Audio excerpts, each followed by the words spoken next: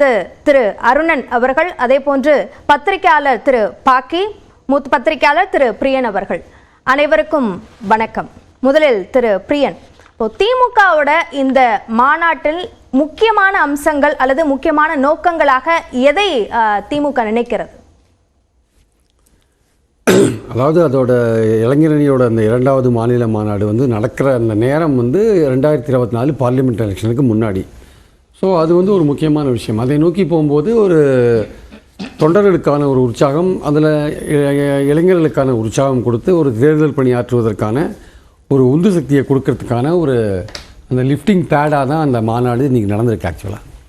அது மட்டும் இல்லாமல் உதயநிதி இளைஞரணி செயலாளர் இருக்கிறதுனால அவருக்கான முக்கியத்துவமும் அவர் அடுத்த ஏற்றத்துக்கு போவதற்கான ஒரு குறியீடையும் சொல்வதற்கான ஒரு மாநாடாகவும் இந்த திமுக சைட்லேருந்து பார்க்கலாம். நம்ம அது இன்னொரு மூணாவது விஷயம் என்னென்னா திமுக எந்த மாதிரியான பிரச்சாரங்களை இந்த தேர்தலில் கையில் எடுக்க போகிறாங்க அப்படின்னு ஒரு விஷயமும் இதில் பார்க்கலாம்.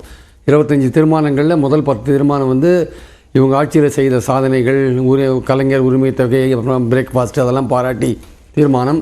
இன்னொரு 10 தீர்மானம் மத்திய அரசு என்னென்ன விதத்தில் ஃபெயில் ஆகிருக்கு அந்த மாதிரி விஷயங்கள், தேசிய கல்விக் கொள்கையே இருக்க மாட்டோம், நீட்டு விலக்கு, இந்த மாதிரி விஷயங்கள். அதுக்கப்புறம் பார்த்திங்கன்னா கடைசியில் 23வது தீர்மானம் தான் பாஜக ஆட்சியை நீக்க வேண்டும், அகற்ற வேண்டும்னு ஒரு தீர்மானம் போட்டிருக்காங்க.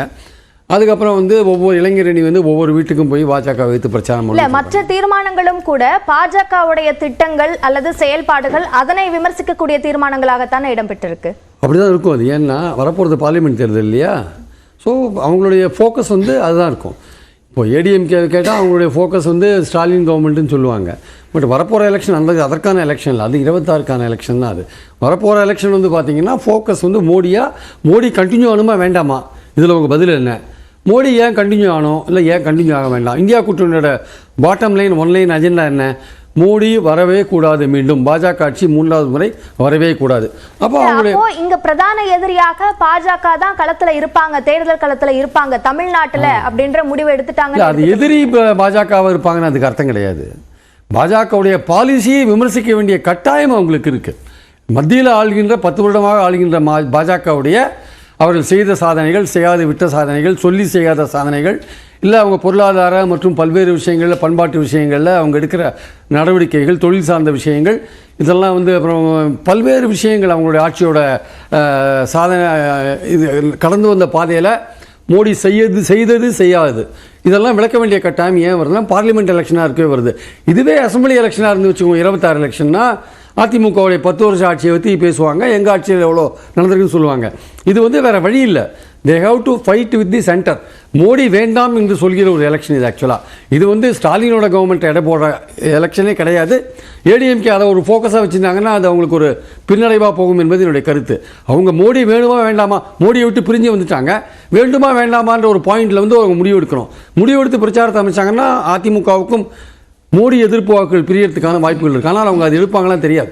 பாயிண்ட் என்னென்னா திமுக ஏன் இந்த மாதிரியான ஒரு விஷயத்தை கட்டமைக்கிறாங்கன்னா வரப்போகிற தேர்தல் பார்லிமெண்ட்டாக தேர்தலாக இருக்கிறதுனால பாஜகவுடைய ஆட்சியை விமர்சிப்பது, மோடியை விமர்சிப்பது, மோடி அரசு தமிழ்நாட்டுக்கு எந்தெந்த விதத்தில் கவர்னர் மூலமாக நிதி கொடுக்காததன் மூலமாக, வேறு பல வழிகளில் அதிகாரத்தை குறைப்பது மூலமாக என்னென்ன காரியம் பண்ணிட்டு இருக்காங்க, மதவாதம் போன்ற விஷயங்கள், இந்துத்துவா போன்ற விஷயங்கள், இதெல்லாம் எந்த அளவு பண்ணிட்டு இருக்காங்க. இன்றைக்கி ராமர் கோவில் நம்ம பேசுகிற எந்த நிமிஷம் வரையும் ராமர் கோவிலை வைத்துக்கொண்டு எந்த விதமான அரசியலை அவர்கள் செய்து கொண்டிருக்கிறார்கள், எல்லாமே எக்ஸ்போஸ் பண்ண வேண்டிய கட்டாயம், பாஜகவை விமர்சிக்க வேண்டிய கட்டாயம் திமுகவுக்கு இருக்குது. இன்றைக்கி இந்தியா முழுக்க அதுதான் இருக்கும்.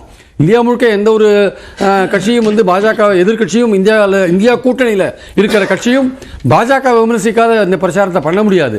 ஸோ இந்த லைன் ஆஃப் அந்த இது இருக்குல்ல, ஆக்ஷன் இருக்குல்ல, திமுகவோட இளைஞரணி மாநாட்டுடைய இந்த தீர்மானம் அல்லது அவர் எடுத்துக்கொண்டிருக்கிற அந்த கருப்பொருள் இருக்கு இல்லையா, அது எக்ஸாக்ட்லி கரெக்ட்.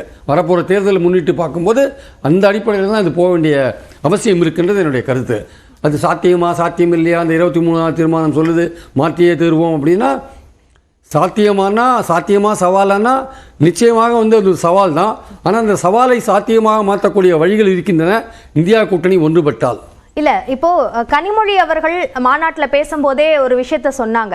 இங்க 40 அப்படின்றதுல நம்பிக்கை இருக்கு, ஆனா 40 அப்படின்றது பத்தாது அப்படின்றத சொல்லியிருக்காங்க.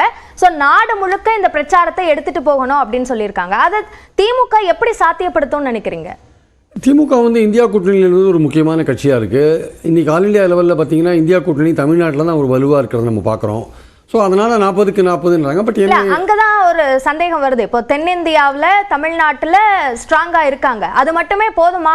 போராது. ஏன்னா வந்து இன்றைக்கி வந்து சவுத் இந்தியாவில் பாஜக பலவீனமாக இருக்குது. 132 கான்ஸ்டியூன்சியில் இப்போ 27 இடங்களில் தான் அவங்க இருக்காங்க. பாஜக வின் பண்ணியிருக்காங்க. வரப்போகிற எலெக்ஷனில் கர்நாடகாவில் அவங்களுக்கு 25 அது குறையறதுக்கான வாய்ப்புகள் இருக்குது.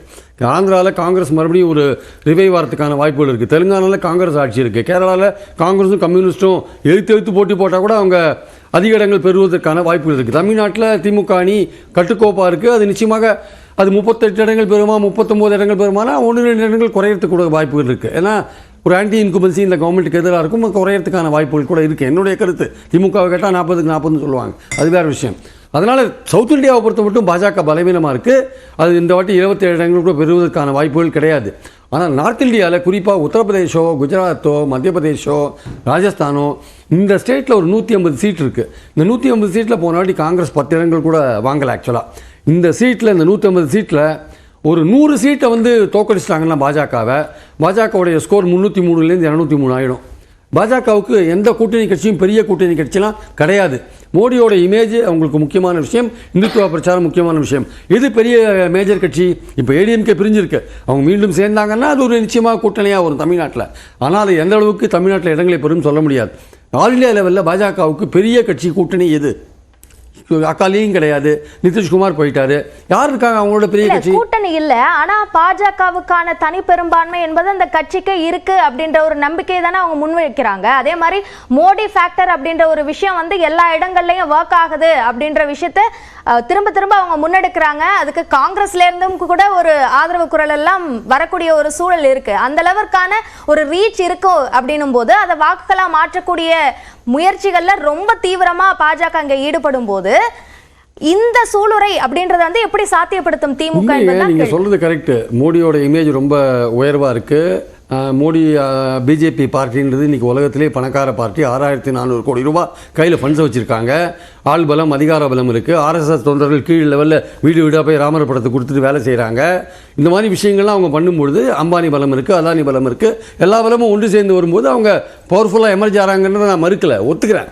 பட் ஆனால் அதே சமயம் வந்து அவங்க வீழ்த்தவே முடியாது அப்படின்னு சொல்ல முடியாது. அதான் நான் சொன்ன மாதிரி 303 இடங்களில் ஒரு 100 இடங்களில் இந்த இந்தியா கூட்டணி ஒற்றுமையாக இருந்து அவங்களை வீழ்த்தினாங்கன்னா பாஜக 203 ஆகிடும். 203 ஆனால் அவங்களுக்கு கூட்டணி கட்சிகளே கிடையாது.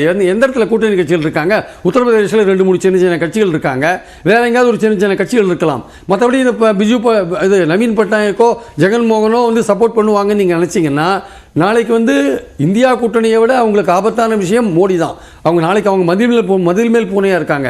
எந்த பக்கம் குதிப்பாங்கன்னு சொல்ல முடியாது. அதனால் மோடியை வந்து வீழ்த்த முடியுமானா சவாலான ஒரு விஷயம்தான். ஆனால் இந்தியா கூட்டணி ஒன்றுபட்டால் இது சாத்தியம். ஒன்றுபடுவார்களா என்று நீங்கள் என்னை கேட்டால் அதற்கான கால நேரம் இருக்கிறது. அது கொஞ்சம் கஷ்டமான காரியம். அது நடக்குமா என்பதை பொறுத்திருந்தான் பார்க்க வேண்டும்.